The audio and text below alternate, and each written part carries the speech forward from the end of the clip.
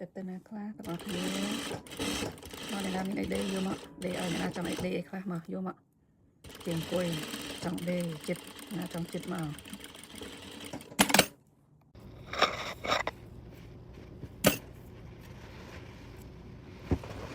សួស្ដីថ្ងៃនេះទឹកតាណាទេថ្ងៃនេះដេជើងខោដេជើងសពុតអ្នកចេះដេនិយាយទៅខ្ជិលណាមិនដឹងតែសម្រាប់ខ្ញុំខ្ជិលមែនតើពលិសពុតខ្លួនឯងទៀតទុកតណាមដល់ហើយអស់អត់ទេបើមិនហើយអត់ទេអត់ខ្ចីទេខ្ជិលមានអ្នកដេឲ្យបាយឲ្យគេដេឲ្យខ្ជិល